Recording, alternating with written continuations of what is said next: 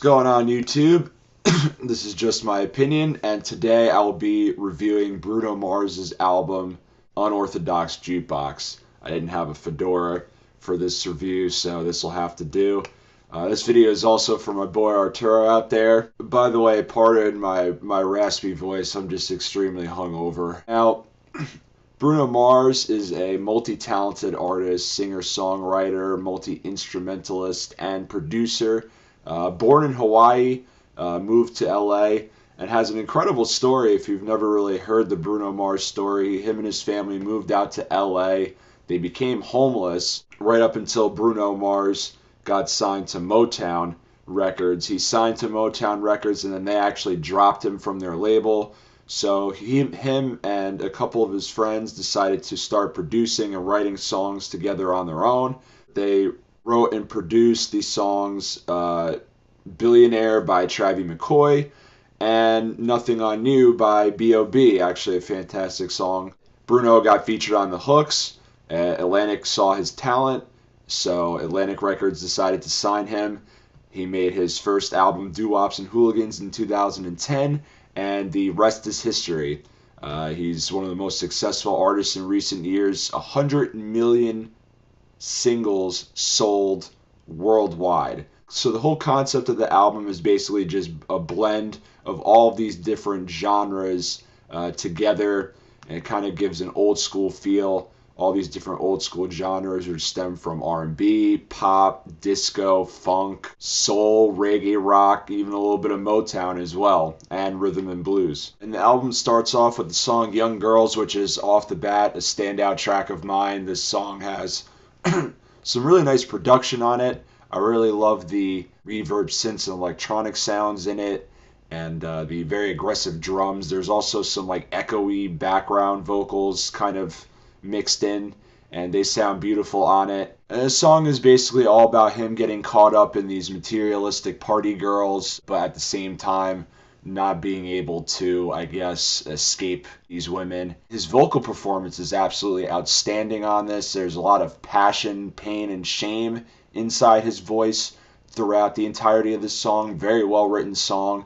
Kind of reminds me of something that The Weeknd would do almost, but just more very more pop friendly and accessible. And the second song we get is Locked Out of Heaven, which, if this is not my favorite Bruno Mars song ever, it's easily in the top 2.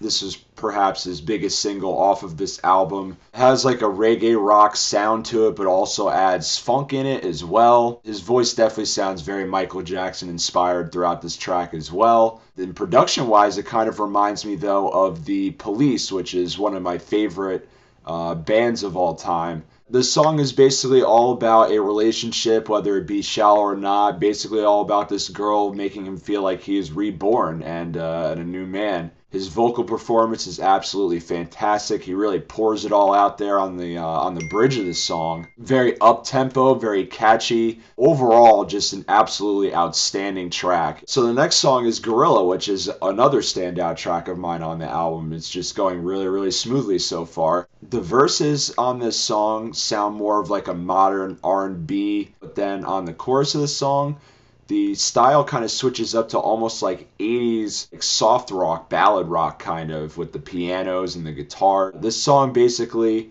is a switch up lyrically for him as well, as he's literally talking about fucking like gorillas.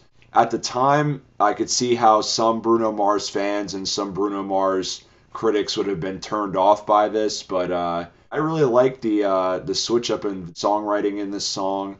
Shows a little bit more maturity and that he wants to go a different route from the standard poppy stuff that he was doing on Doo-Wops and Hooligans. Sounds very sexy, raunchy. Still at the same time, it's still very tasteful. When he hits those high notes, man, on the bridge, I was just like, oh my god, this dude is absolutely killing it right now. You fuck those girls like gorillas. From here we get another one of the big singles off of the album, which is Treasure. Another solid song.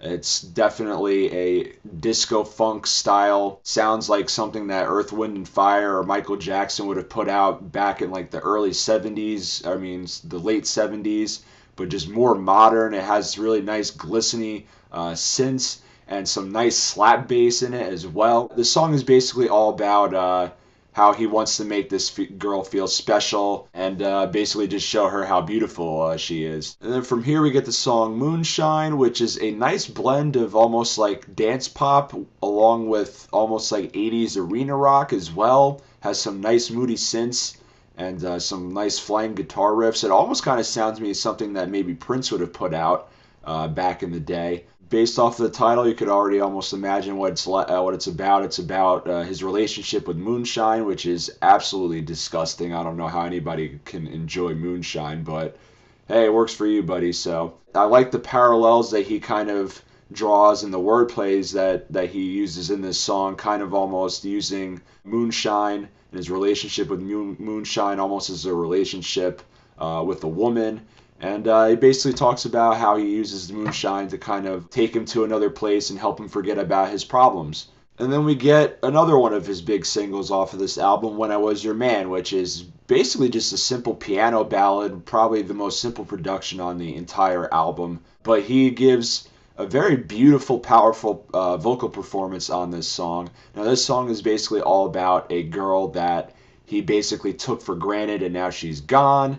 And he's basically talking about all these things that he wishes that he could have done with her. And basically, towards the end of the song, saying how hopefully she finds a man that's able to do all the things that he wasn't able to do for her.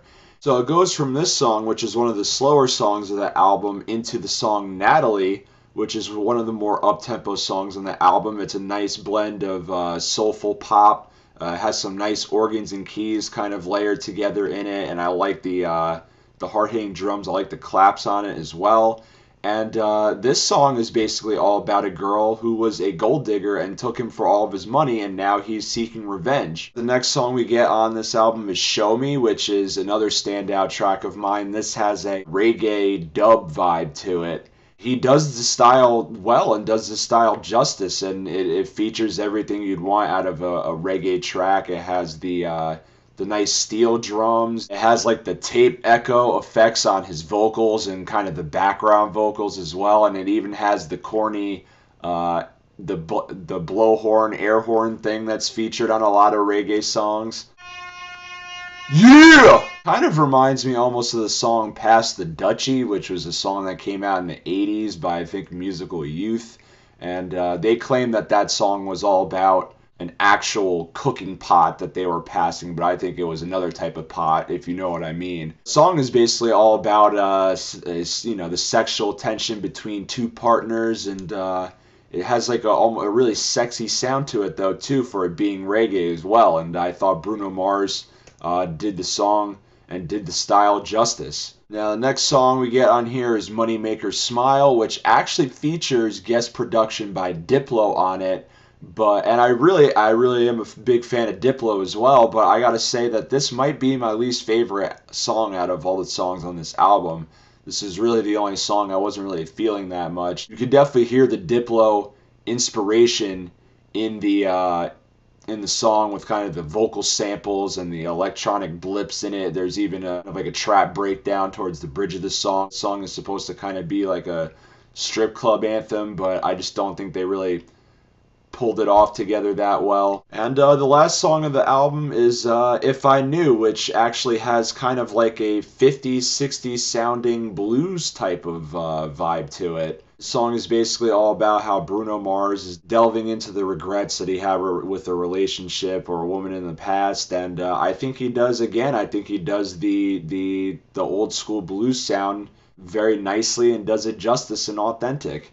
So overall, in conclusion, compared to Doo-Wops and Hooligans at the time that this album came out, this is definitely improvement and growth for Bruno Mars, as he was definitely experimenting more production-wise and stylistically. His songwriting got edgier. He incorporated all these different styles together very, very well for being all these different styles. He definitely brought it together and made it sound cohesive and authentic.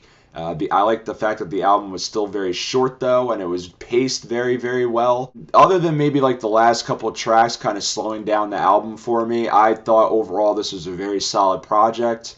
And the one thing that I'll have to say about Bruno Mars as a whole is that I know that as of lately he's been gaining a lot of traction with Uptown Funk and his newest album, and people who were not necessarily on the bandwagon of Bruno Mars in the past all of a sudden have gone on his bandwagon now with the emergence of Uptown Funk and his new album and some of the songs on it.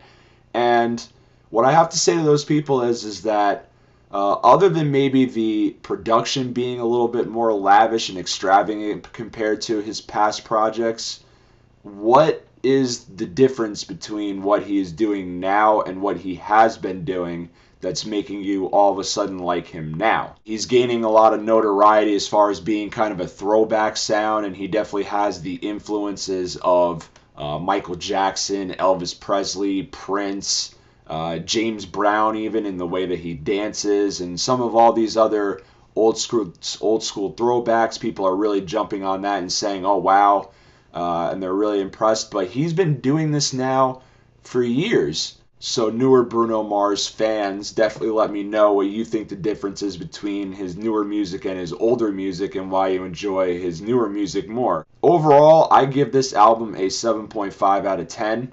Again, this is just my opinion, and thank you for watching, YouTube.